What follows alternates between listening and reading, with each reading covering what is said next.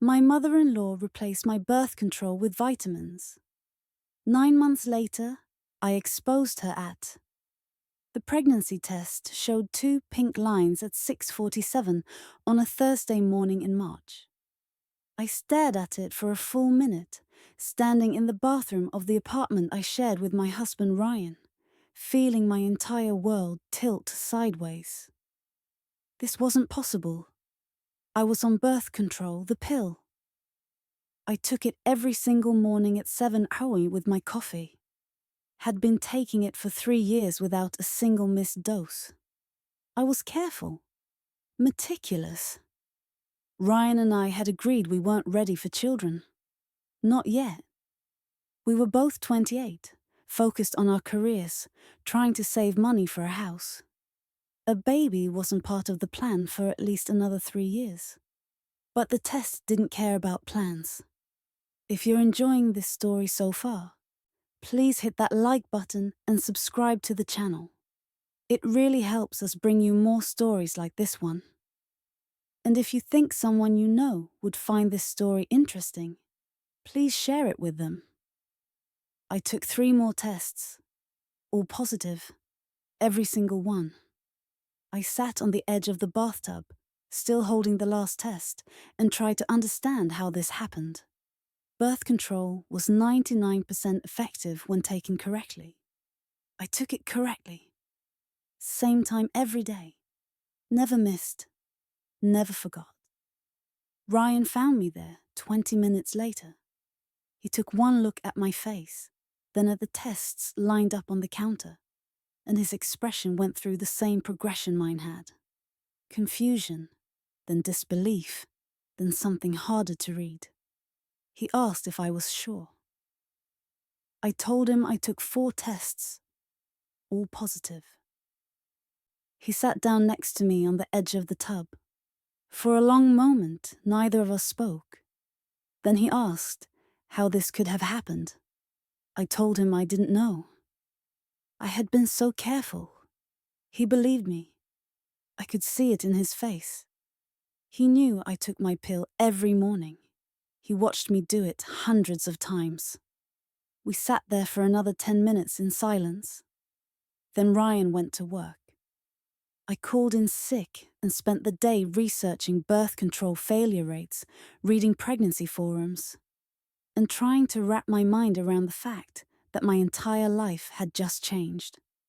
That evening, I told Ryan we needed to make a decision. Keep the baby or not.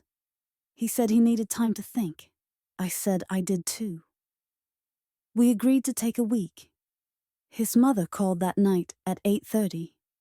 Linda. She called every Thursday evening without fail. Had done so for the 5 years Ryan and I had been together. She asked how we were doing, what we had planned for the weekend, if we wanted to come for Sunday dinner. Ryan told her everything was fine. Normal week. Yes, we would come to dinner. He didn't mention the pregnancy. We hadn't told anyone yet. The week passed slowly. Ryan and I talked every evening, weighing options, discussing finances, considering what it would mean to have a baby now instead of in 3 years. By Friday, we had made our decision. We would keep the baby. It wasn't planned, but we could make it work. We were married, financially stable, employed. It would be hard, but we could do it. On Saturday morning, I made an appointment with my doctor for the following Tuesday. I needed to confirm the pregnancy and figure out what came next. On Sunday, we drove to Linda's house for dinner.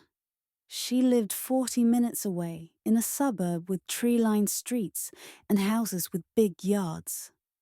The kind of neighborhood where families raised children. Ryan grew up in that house. His childhood bedroom was still intact upstairs, frozen in time with posters from 2005 and a twin bed with a blue comforter. Linda greeted us at the door with her usual enthusiasm. She was 56, a retired elementary school teacher with short blonde hair and an energetic personality. She hugged Ryan first, then me, holding on just a second too long, the way she always did. Like she was trying to absorb something through physical contact. Dinner was pot roast with potatoes and carrots. Linda's specialty. We ate in the dining room, at the table that sat 8, but only held 3. Ryan's father had died 6 years earlier from a heart attack. It was just Linda now in that big house, with 4 bedrooms and 2 living rooms and a kitchen that could feed 20 people. She asked about work. I was a graphic designer at a marketing firm. Ryan was an accountant. We both said work was fine, busy, but manageable. She asked if we had thought any more about buying a house.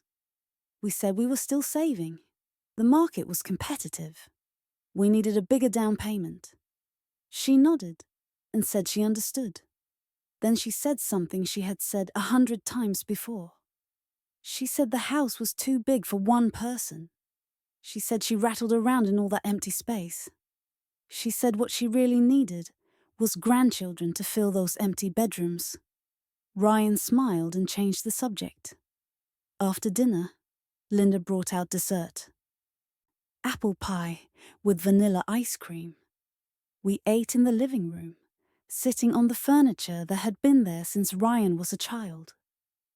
Everything in Linda's house was preserved. Nothing changed. It was like living in a museum of the past. At 7:30, Ryan went upstairs to use the bathroom. Linda and I were alone in the living room. She set down her dessert plate and looked at me with an expression I couldn't quite read. She asked if I was feeling okay. I asked why she was asking. She said I looked different, tired. Was I getting enough sleep? I told her I was fine, just a busy week at work. She nodded slowly. Then she asked if there was anything I wanted to tell her, any news I wanted to share. I felt something cold settle in my stomach. I asked what she meant. She smiled. She said she was just checking. Sometimes mothers have intuition about these things. Ryan came back downstairs before I could respond. We finished our dessert and left at 8:15. In the car on the way home, I asked Ryan if he had mentioned the pregnancy to his mother. He said absolutely not. We agreed not to tell anyone until after the doctor's appointment. I asked if he told anyone else. He said no. Why was I asking? I told him about the conversation in the living room, the way Linda looked at me, the questions about feeling okay, the comment about mothers having intuition. Ryan said she was probably just making conversation. His mother always asked those kinds of questions. She wanted grandchildren. She made comments all the time. It didn't mean anything. I wanted to believe him, but something felt wrong. On Tuesday, I went to the doctor. She confirmed the pregnancy with blood work. 8 weeks along, she estimated. Due date in late October. I asked how this could have happened while I was on birth control. She said birth control failure was rare but not impossible. Had I been sick recently? Had I taken any antibiotics? Had I missed any doses? I told her no to all 3 questions. She said sometimes these things just happened. No explanation. Just statistics catching up. She gave me prenatal vitamins and scheduled my next appointment for 4 weeks later. That evening, Ryan and I told our families. We called my parents first. They were surprised but supportive. They said congratulations and asked when the due date was and if we knew the gender yet. Then Ryan called his mother. Linda screamed. An actual scream of joy that made Ryan pull the phone away from his ear. She said she knew it. She knew something was different about me at dinner. A mother always knows. She asked a dozen questions. When was I due? How was I feeling? Had I been to the doctor yet? Were we excited? Ryan answered her questions patiently. Yes, we were excited. Yes, I had been to the doctor. Everything looked good. Linda said she wanted to help. Whatever we needed. She could drive to our apartment and help me with anything. I probably shouldn't be overworking myself. Was I still going to work? Should I be resting more? Ryan told her I was fine. The doctor said I could continue normal activities. Linda said she wanted to throw a baby shower. It wasn't too early to start planning. She had so many ideas. She had been waiting for this for years. Ryan told her we would talk about it later. It was still early. We were taking things one step at a time. We hung up 20 minutes later. Ryan said his mother was excited. I said I noticed. The weeks passed. The pregnancy progressed normally. Morning sickness hit at week 10 and lasted until week 14. I was exhausted constantly. I fell asleep on the couch every evening at 8 o'clock. Work became harder to manage. Sitting at a computer for 8 hours made the nausea worse. Linda called every other day. She asked how I was feeling. She gave advice about nutrition and rest. She sent articles about pregnancy and parenting. She started buying baby items, a crib, a changing table, clothes in newborn sizes. She stored everything in one of the empty bedrooms in her house. The nursery, she started calling it. Ryan told her to slow down. We hadn't even picked out nursery furniture yet. We had time. Linda said she was just excited. She was just trying to help. Was that so wrong? At week 16, we found out the gender. A girl. Linda cried when Ryan told her. She said she always wanted a granddaughter. She had already picked out names. She had lists. Did we want to see them? Ryan said we would pick the name ourselves. Thank you, though. At week 20, I started organizing the nursery in our apartment. The second bedroom, the one we used as an office. I packed up the desk and the filing cabinets. Ryan's gaming setup. Everything went into storage. I ordered a crib online, a dresser, a rocking chair, pale yellow paint for the walls. Gender neutral, calming. Linda asked if she could help decorate. I told her I had it under control. She seemed hurt, but didn't push. At week 24, I had a routine prenatal appointment. Everything looked normal. Baby was healthy. I was healthy. Right on track. I mentioned to the doctor that I was still confused about how I got pregnant while on birth control. She said again that sometimes it just happened. But if I was really concerned, we could run some tests on the birth control pills I had been taking. I asked what kind of tests. She said they could analyze the pills to confirm they contained the correct hormones in the correct dosages. Sometimes, rarely, there were manufacturing defects. Pills that didn't contain the active ingredients. It was extremely rare, but it happened. I told her I didn't have the pills anymore. I had thrown away the pack after I found out I was pregnant. She said if I was really curious, I could request my pharmacy records and see if there were any recalls or issues with the specific batch I had been taking. I thought about it for a few days. Then I called my pharmacy. I asked if there had been any recalls on my birth control in the last year. The pharmacist checked and said no. No recalls. No reported issues. But while I had her on the phone, I asked another question. I asked if someone else had ever picked up my prescriptions. She put me on hold for 3 minutes. When she came back, she said yes. In January, someone else had picked up my birth control. The prescription was under my name, but the pickup was logged to a different person. I asked who. She said Linda Patterson. Relationship listed as mother-in-law. She had shown ID and signed the release form. I felt the floor drop out from under me. I asked her to repeat that. She repeated it. Linda Patterson picked up my birth control prescription on January 15th. 3 refills. That was the last pickup on record before I got pregnant. I hung up and sat very still in my living room for 20 minutes.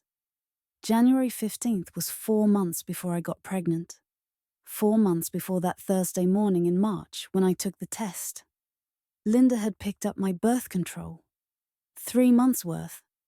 I hadn't picked it up myself because I was traveling for work that week. I had called Ryan and asked if he could pick it up for me. He said he was stuck in back-to-back meetings all day. Could it wait until I got home? I said no. I only had 3 pills left. I needed the refill. Ryan said his mother was going to the grocery store that afternoon anyway. He could ask her to swing by the pharmacy. Would that be okay? I said yes. That would be fine. Linda dropped off the prescription that evening. She handed it to Ryan at our apartment. He gave it to me. I didn't think anything of it. I opened the new pack and started taking the pills the next day. Now, sitting in my living room, 24 weeks pregnant, I realized what had happened. Linda had picked up my birth control. Linda had access to my pills for at least a few hours, maybe longer. Linda, who asked constantly when we were having children. Linda, who wanted grandchildren to fill her empty house. Linda, who had intuition that I was pregnant before I told her. If you're still listening, please take a moment to like this video and subscribe if you haven't already. Share this story with someone who needs to hear it. Your support means everything. I needed to be sure.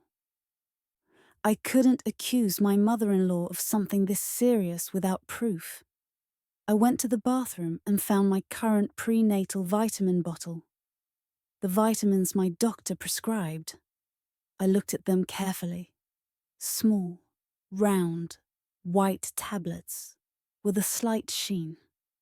Then I went to the bedroom and dug through the drawer where I kept old medications. In the back, I found an unopened pack of birth control pills from before January. Pills I'd picked up myself in December. I popped one out of the pack and held it next to the prenatal vitamin. They looked similar, both small, round white. But the birth control pill had tiny lettering stamped on one side. The prenatal vitamin didn't. I took both pills to the kitchen and put them under the bright overhead light. The birth control pill had a code, B3112. The prenatal vitamin was blank on both sides. I thought about the pills I had been taking from January through March, the ones Linda picked up. I tried to remember if they had lettering on them. I took one every single morning for 3 months. Did I ever actually look at them closely? I couldn't remember. I just took them on autopilot every morning with my coffee. I sat at the kitchen table and felt something dark and cold settle over me. If Linda had switched my birth control pills with something else, vitamins or placebos, or anything that wasn't actual birth control, that would explain the pregnancy. That would explain why I got pregnant despite being careful. But I needed proof, actual evidence, not just suspicion. I called the pharmacy again. I asked if I could get a copy of the prescription pickup receipt from January 15th, the one Linda signed. The pharmacist said she could print it and I could pick it up any time. I drove there immediately. The pharmacist handed me the receipt. Linda's signature was at the bottom, clear and unmistakable. She had signed for my prescription. She had my birth control pills in her possession, but that still didn't prove she tampered with them.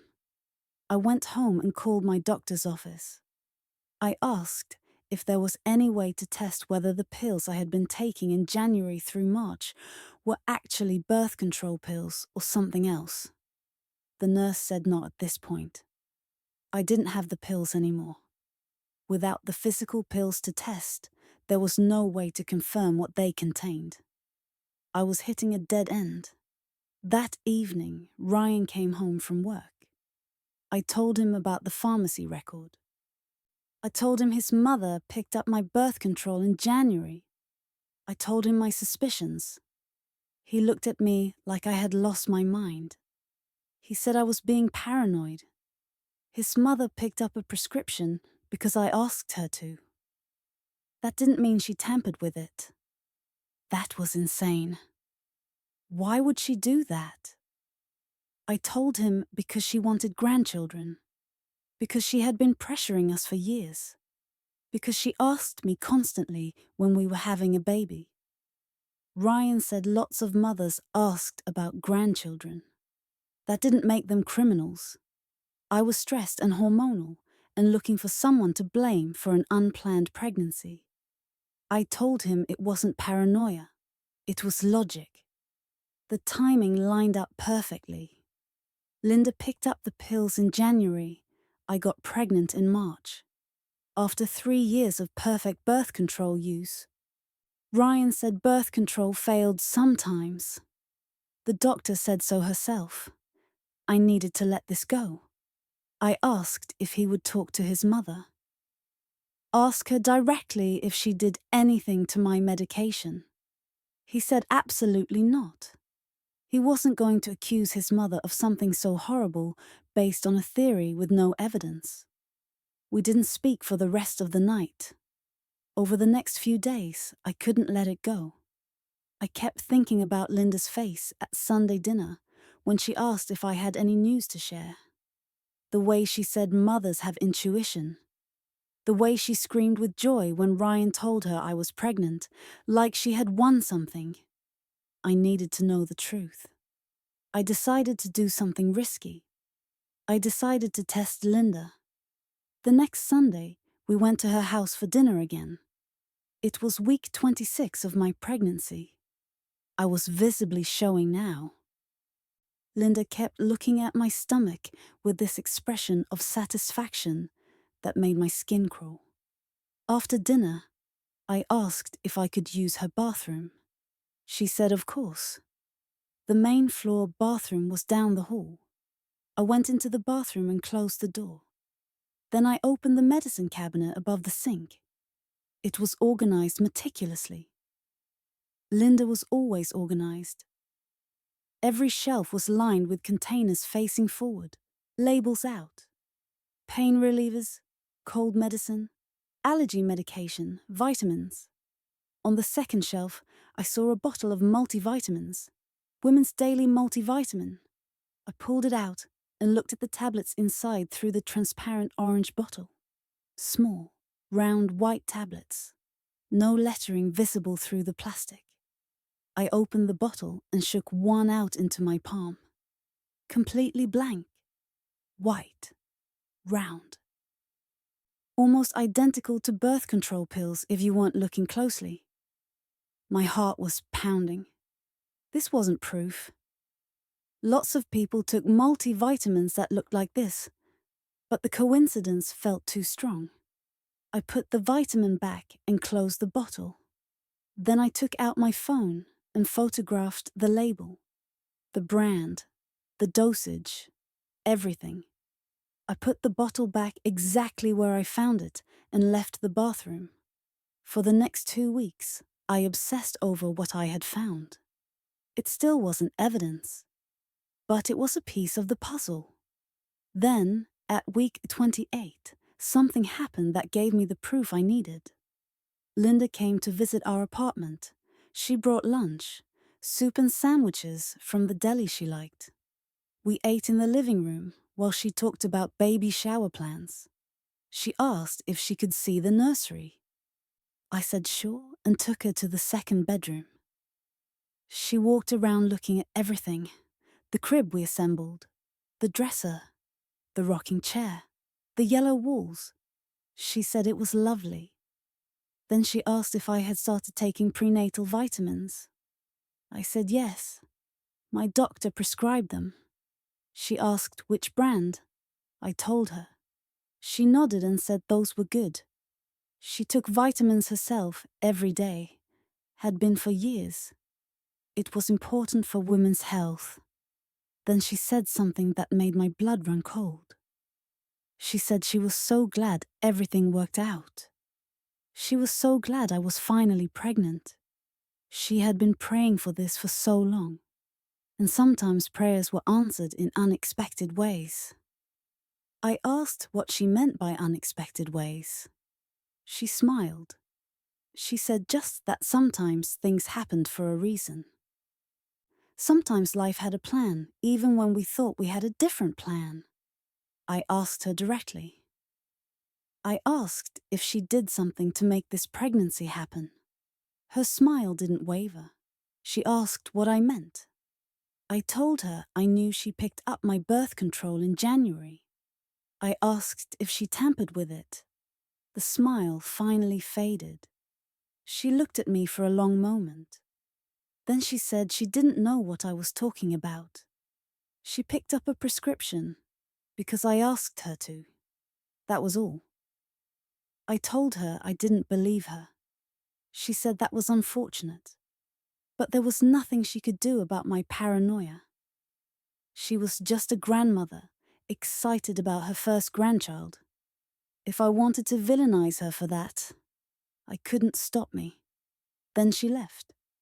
That evening, I told Ryan about the conversation.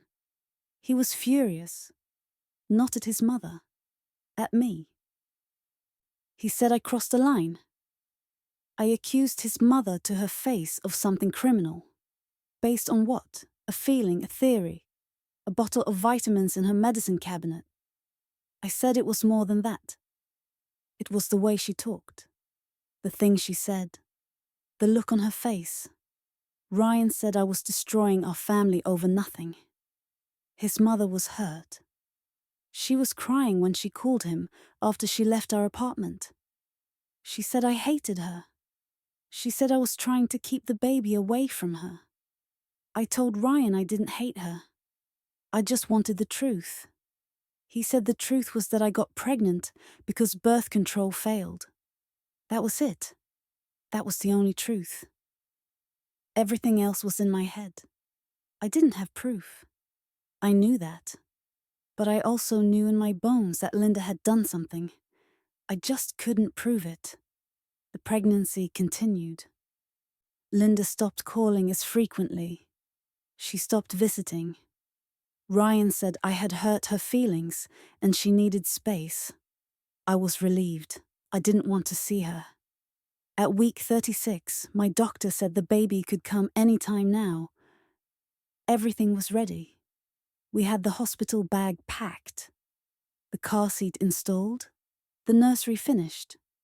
Linda called that week. She asked Ryan if she could come to the hospital when I went into labor. She wanted to be there for the birth of her first grandchild. Ryan said he would ask me. I said absolutely not. I wanted only Ryan in the delivery room. No one else, Ryan told his mother. She was upset, but said she understood. She would wait in the waiting room then. She just wanted to be close. I told Ryan I didn't want her in the waiting room either. I wanted her to stay home, and we would call her after the baby was born. Ryan said I was being unreasonable. This was his mother. She had every right to be at the hospital. I said it was my birth, my medical procedure. I got to decide who was there. We fought about it for 3 days. Finally, Ryan agreed. His mother would stay home. We would call her after the baby arrived. At week 37, I went into labor. It was 2 in the morning on a Saturday. Contractions started slow and built gradually over the next 6 hours. By 8:12, they were 5 minutes apart. Ryan drove me to the hospital. The labor lasted 14 hours. long and exhausting and painful. But at 10:47 that night, our daughter was born. 6 pounds, 11 ounces, healthy and perfect. They placed her on my chest, and I looked at her tiny face and felt something I had never felt before. Love so intense it was almost painful. Protective instinct so strong it was overwhelming. She was mine. Mine to protect. Mine to keep safe. Ryan called his mother from the hospital room. He told her the baby was here. A girl. Everyone was healthy. Linda could visit in the morning. She arrived at 8:02 the next day. She brought flowers and balloons and a stuffed bear the size of a toddler. She came into the room and walked straight to the bassinet where the baby was sleeping. She picked her up without asking. Just reached in and lifted her out. I felt every muscle in my body tense. Ryan told her to be careful, support her head. Linda said she knew how to hold a baby. She was a mother. She was a grandmother now. She had every right to hold her granddaughter. She sat in the chair by the window and looked at the baby with an expression I had seen before.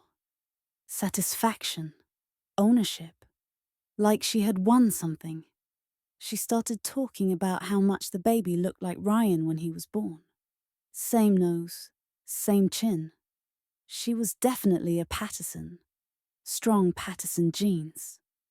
I watched her holding my daughter and felt something dark rise up in my chest. This woman, who may have sabotaged my birth control to force me into pregnancy, was now holding the result of that sabotage like it was a gift she had given herself.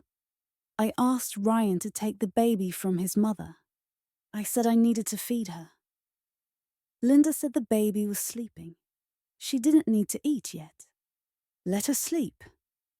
I said I needed to feed her now. Ryan took the baby from his mother and handed her to me. Linda looked annoyed but didn't argue.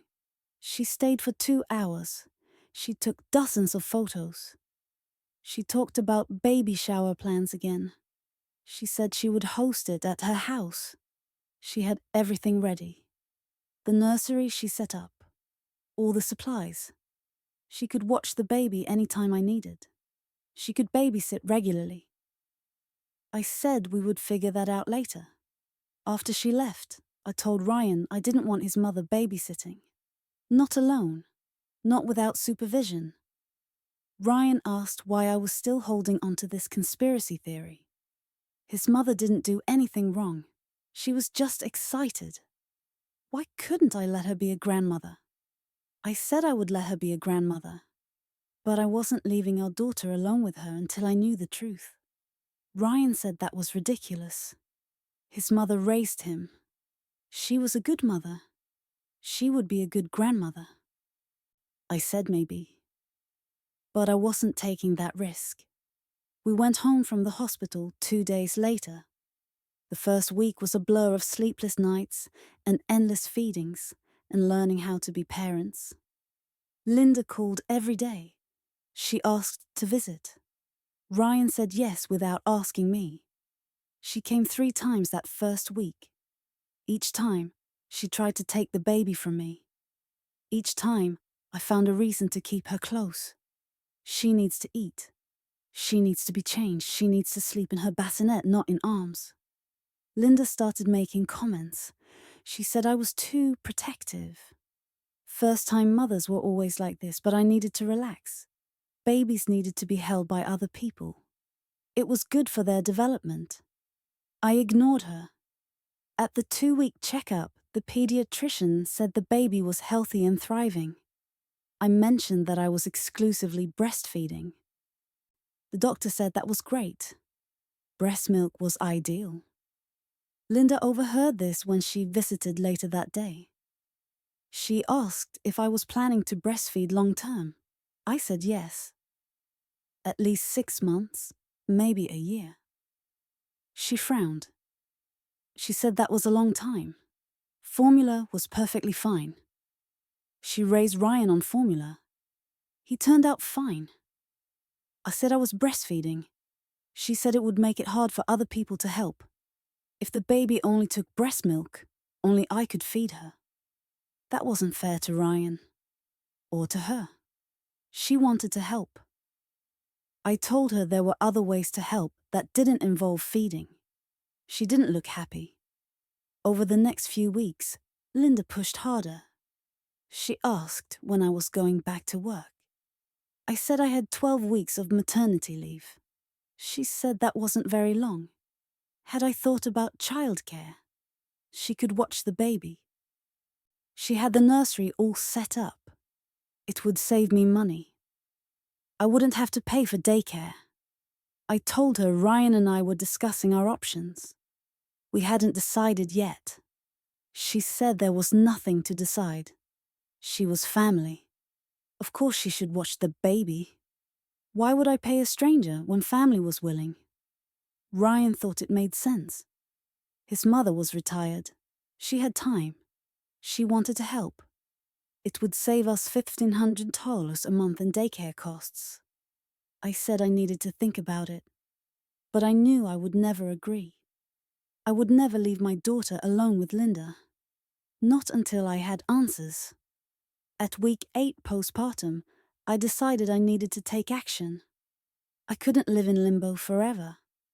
I needed proof of what Linda did, or I needed to let it go. I hired a private investigator. His name was Marcus Riley. He was 52, a former police detective who now ran his own investigation firm. I found him through an online search and called his office on a Tuesday afternoon. I told him I suspected my mother-in-law had tampered with my prescription medication to force me into pregnancy. I said I had circumstantial evidence, but nothing concrete. I asked if he could help. He said this was an unusual case. But yes, he could investigate. He would need details.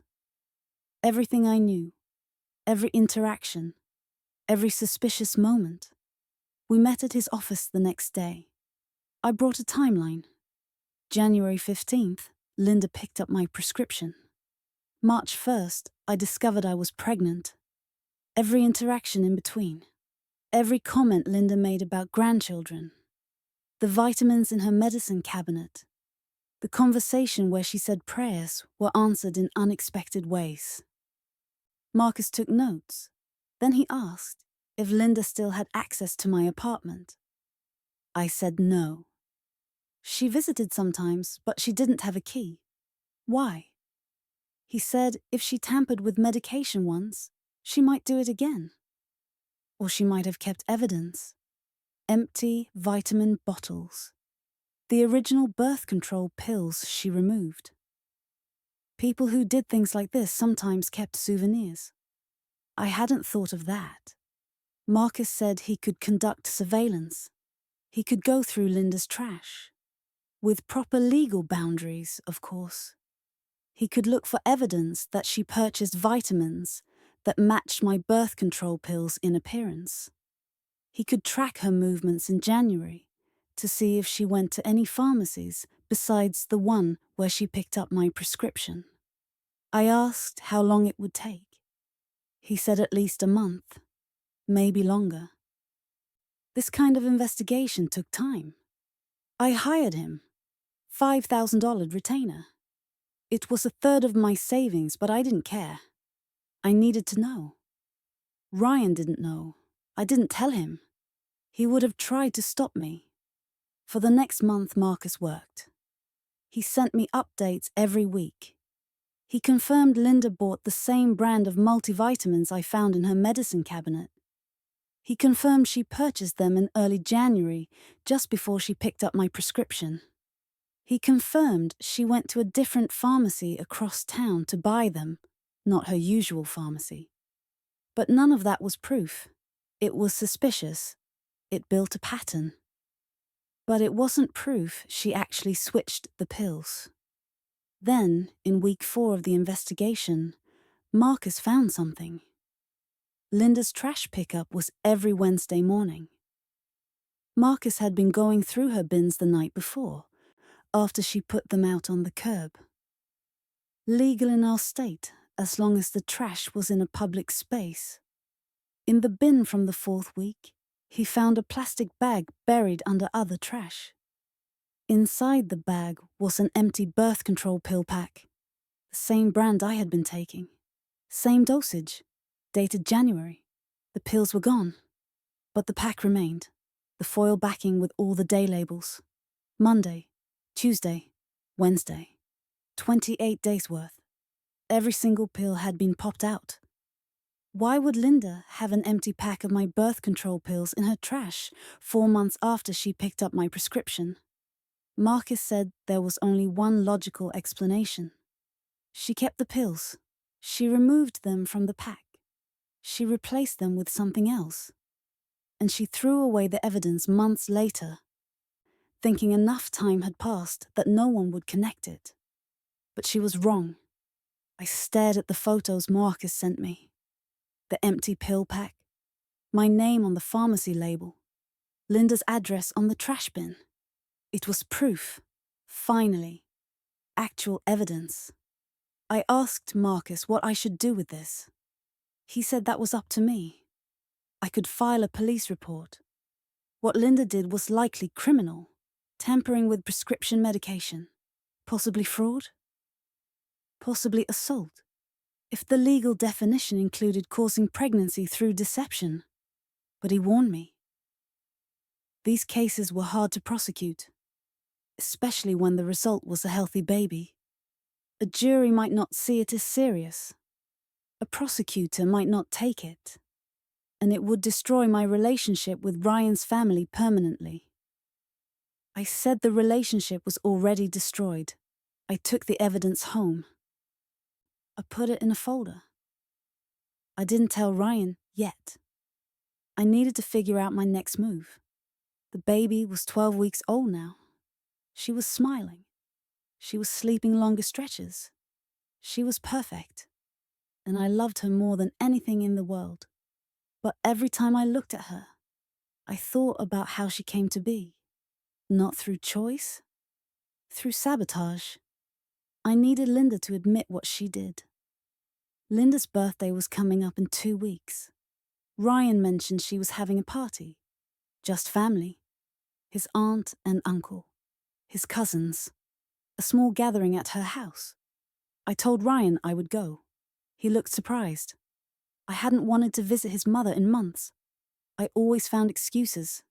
I said it was her birthday. We should go. He seemed relieved. He thought maybe I was finally letting go of my suspicions, moving past the tension. I let him think that. The party was on a Saturday afternoon. We arrived at 2 South. The house was decorated with balloons and a banner that said, "Happy Birthday." About 15 people were there. Linda's sister, Ryan's cousins, their children. A family gathering. Linda greeted us at the door. She reached for the baby immediately. I handed her over this time. I needed Linda to feel comfortable, trusted. We ate cake. We made small talk. I smiled and pretended everything was fine. At 4, Linda asked if she could give the baby a bottle. She had formula ready. She wanted to feed her granddaughter. I said no. The baby was breastfed exclusively. She didn't take bottles. Linda frowned. She said I should introduce bottles soon, or the baby would never take them. It was important for her to be flexible. I said I would think about it. At 5:00, people started leaving. Ryan's aunt left first, then his cousins. By 5:30, only a few people remained. I asked Ryan if he could go to the car and get the diaper bag. I had forgotten it. He said sure and left. I was alone with Linda in the living room. The baby was asleep in my arms. Linda's sister was in the kitchen cleaning up. I looked at Linda and asked if we could talk privately. She seemed surprised but agreed. We went into her study, the small room off the living room where she kept her computer and bookshelves. I closed the door. I asked her directly. I asked if she tampered with my birth control in January. She stared at me. Her face was unreadable. I pulled out my phone. I showed her the photos Marcus sent me. The empty pill pack, her trash bin, the date stamp. I told her I had evidence. I had proof. I knew what she did. For a long moment, she didn't speak. Then she sat down in her desk chair. She said she didn't regret it. The words landed like stones. I asked her to repeat that. She looked at me with calm, steady eyes. She said she didn't regret what she did. She wanted a grandchild. Ryan and I were wasting time. We were young and healthy and married. We should have been having children years ago. But we kept putting it off. Career this, savings that. Always an excuse. She said someone needed to take action. Someone needed to give us the push we needed. So she did. I asked if she understood what she had done. She had violated my body, my autonomy, my choice. She had forced a pregnancy on me without my consent. Linda said I was being dramatic. She didn't force anything. She simply removed an obstacle. The birth control was the obstacle. Nature took its course after that. And look at the result. A beautiful, healthy granddaughter. Was I really going to stand there and say I regretted having her? I told her that wasn't the point. The point was choice. The point was consent. I had the right to decide when I got pregnant. Linda said rights were overrated. Family was what mattered. And she did what was best for the family. Ryan needed to be a father. I needed to be a mother. She needed to be a grandmother. She made it happen. I asked if Ryan knew, if she had told him what she did. She laughed. She said, of course not. Ryan would never understand.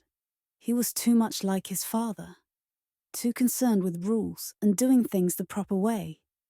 That's why she handled it herself. Someone had to. I was recording the entire conversation on my phone. The recording app was running in my pocket. Every word she said was being captured. I asked if she realized what she did was illegal.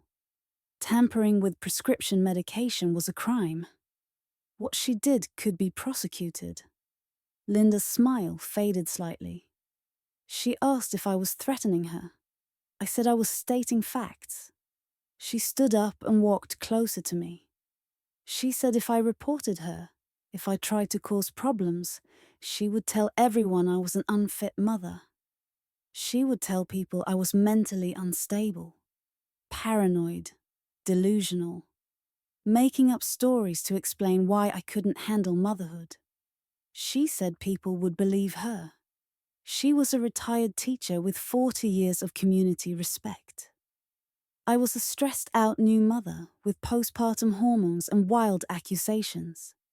She said if I tried to keep her granddaughter away from her, she would sue for grandparents' rights. She would fight me in court. She would spend every dollar she had to get access to that baby. Then she said one more thing. She said I should remember who I was dealing with. She had successfully tampered with my medication for 3 months without me noticing. She had manipulated the situation perfectly. If I thought I could outsmart her, I was mistaken. I asked if she was threatening me. She said she was stating facts. Ryan knocked on the door. He asked if everything was okay. Why were we in the study? I opened the door. I told Ryan we needed to leave. Now. He looked confused. He asked what happened. I said I would explain in the car. Linda smiled at Ryan. She said thank you for coming to her party. She said she loved him. She said she would call him tomorrow. We left. I was shaking so hard I could barely buckle the baby into the car seat. Ryan asked 3 times what happened in the study. I told him to wait until we got home. At home, I played him the recording. He listened to the entire thing. 11 minutes of his mother admitting she tampered with my birth control, admitting she forced the pregnancy, threatening me if I reported her. When it ended, Ryan sat on the couch with his head in his hands. He said he didn't know what to say. I asked if he believed me now. He said yes. He believed me. He was sorry he didn't believe me before. He was sorry he called me paranoid. His mother really did this. I asked what we should do. He said he didn't know. She was his mother. He couldn't just turn her in to the police. But what she did was wrong. So wrong. I said I was going to report it. I was going to file a police report and press charges. She admitted it on tape. That was evidence. Ryan asked if I was sure. He asked if I understood what that would mean. His mother would go to jail, possibly. The family would be destroyed. Everyone would know what happened. Our daughter would grow up knowing her grandmother was arrested for forcing her into existence.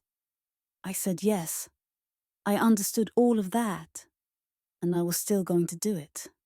Ryan said he wouldn't stop me, but he asked me to think about it overnight. Sleep on it. Make sure it was what I really wanted. I agreed. One night. That night I lay awake thinking about everything. Linda's face when she admitted what she did. The pride in her voice. The threats she made. The way she said she had no regrets. I thought about my daughter sleeping in the next room. Born because someone else decided she should exist. Not because Ryan and I chose to create her in that moment. I loved her. More than anything. But the fact that she was here because of a crime, because someone violated my body and my autonomy, that knowledge would never leave me. By morning, I had made my decision. I called the police non-emergency line at 8 South. I explained the situation. Prescription medication tampering, forced pregnancy. I had evidence, a recorded confession. They sent an officer to my apartment at Tendicha. I gave him the recording. I gave him the photos of the empty pill pack in Linda's trash. I gave him the timeline, everything. The officer took notes. He said he would file the report and forward it to a detective. Someone would be in touch.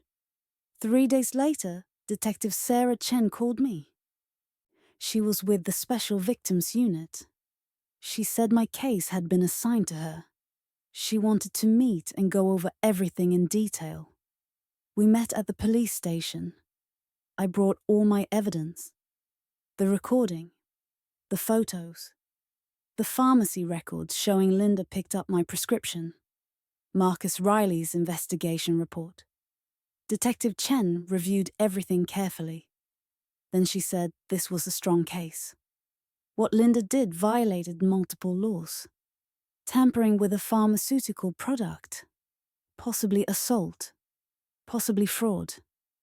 She said she would interview Linda. She would get a warrant for Linda's house to search for any remaining evidence.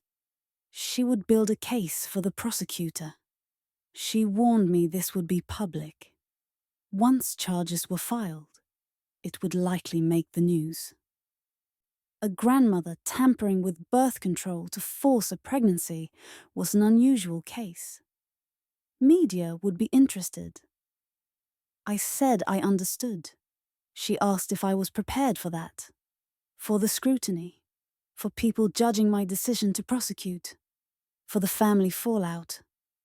I said yes. I was prepared. The next week, Detective Chen interviewed Linda. Linda denied everything at first. She said I was lying. The recording was fabricated. I was mentally unstable.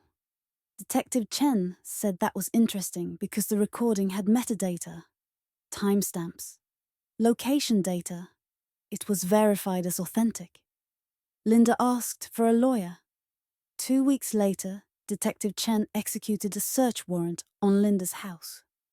They found the multivitamin bottle, the same brand from January. They found Linda's calendar with a notation on January 15th.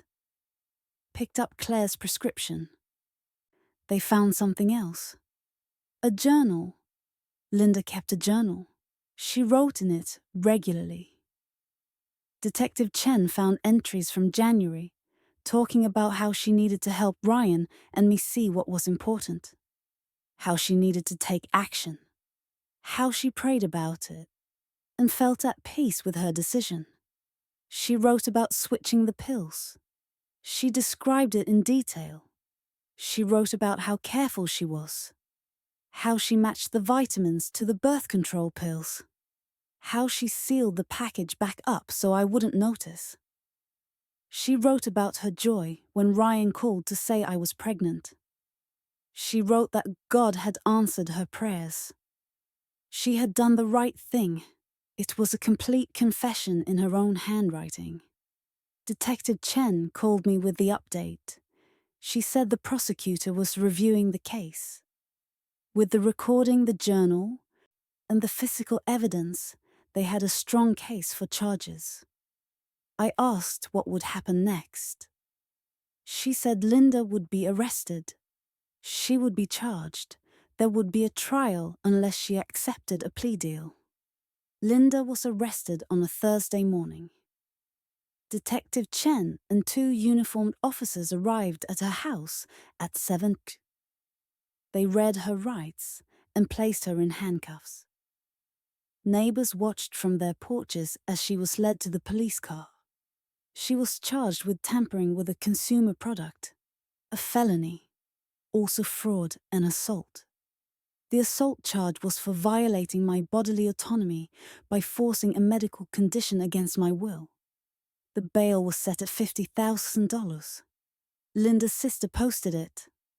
Linda was released that afternoon with conditions. No contact with me.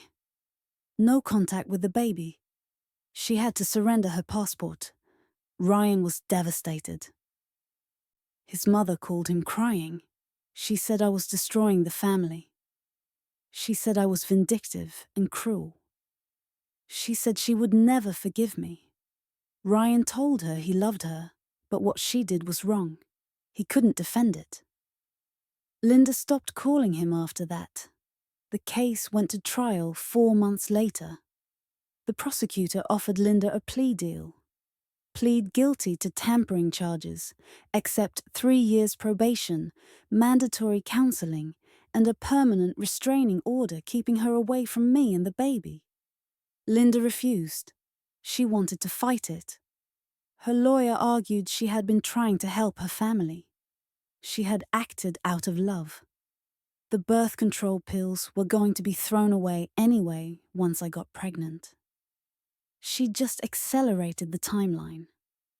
The prosecutor argued that Linda violated multiple laws and showed no remorse. She planned it carefully. She executed it deliberately. She threatened the victim when confronted. This wasn't a moment of weakness. It was calculated. The trial lasted 3 days. I testified on day 2. I explained the timeline. I played the recording. I showed the evidence. Linda's lawyer tried to discredit me. He suggested I was angry about an unplanned pregnancy and looking for someone to blame. He suggested the recording was taken out of context. He suggested I was experiencing postpartum mental health issues. The prosecutor objected. The judge sustained. On day 3, the jury deliberated for 4 hours. They came back with a verdict. Guilty on all charges. Linda's face went white. Her lawyer immediately filed a motion for reconsideration. The judge denied it. Sentencing was scheduled for 3 weeks later. At sentencing, Linda finally showed something that might have been remorse. She read a statement. She said she was sorry for the pain she caused. She said she let her desire for a grandchild cloud her judgment. She said she understood now that what she did was wrong. The judge listened. Then she said Linda's actions were a serious violation of trust and bodily autonomy. The fact that it took a trial and conviction for Linda to show any remorse was troubling. She sentenced Linda to 18 months in prison, followed by 3 years probation. After release, Linda would be required to complete counseling. She would have a permanent restraining order prohibiting contact with me or my daughter. Linda was taken into custody immediately. Ryan cried in the courtroom. I held his hand. I was crying too. Not because I regretted what I did, but because it was sad. All of it. The whole situation was sad. If you've made it this far in the story, thank you for listening. If this story resonated with you or made you think, please hit that like button and subscribe. Share this story with someone who needs to hear it. Stories like this need to be told. Linda served 14 months. She was released early for good behavior. She moved to a different state, Arizona. Her sister went with her. They bought a small house in a retirement community. Ryan talked to her occasionally. Brief phone calls on holidays. She asked about the baby sometimes. Ryan showed her photos, but he never brought up the possibility of a visit. Linda never asked. The restraining order was permanent. Linda couldn't contact me. She couldn't come within 500 feet of me or my daughter. If she violated it, she would go back to prison. Ryan struggled with it for a long time. Guilt about his mother being in prison. Anger at what she did. Grief for the relationship that was destroyed. He went to therapy. It helped. I struggled too. Not with guilt. I knew I did the right thing. But with anger. Anger that someone thought they had the right to control my body. Anger that I had to fight so hard to be believed. Anger that Ryan's family blamed me for reporting a crime instead of blaming Linda for committing it. Therapy helped me too. My daughter is 3 years old now. She's smart and funny and curious about everything. She has Ryan's eyes and my stubbornness. She loves books and animals and dancing to music in the living room. She doesn't know her paternal grandmother. She doesn't know the story of how she came to be. Someday, when she's older, we'll tell her. We'll explain what happened in age-appropriate terms. We'll let her decide how she feels about it. But for now, she's just a happy 3-year-old with parents who love her. Ryan and I are stronger than we were before. Going through something like this either destroys a marriage or forges it into something unbreakable. For us, it was the latter. We learned to communicate better. We learned to trust each other completely. We learned that we're a team. We had another baby last year. A son. This one was planned. Completely, intentionally planned. Every step of the way was our choice. I keep my medications locked now, in a small safe in our bedroom. Only Ryan and I have the combination. It's probably overkill, but it makes me feel secure. I think about Linda sometimes. I wonder if she really understands what she did. I wonder if she thinks about it in her house in Arizona. I wonder if she regrets it, truly regrets it, or if she still believes she was right. I'll never know, and that's okay. I don't need her understanding or her apology. I took action. I held her accountable. I protected my daughter and any future children from someone who believed she had the right to control other people's bodies. People ask me sometimes if I regret pressing charges, if I think it was too harsh. 18 months in prison for a grandmother who just wanted to be a grandmother.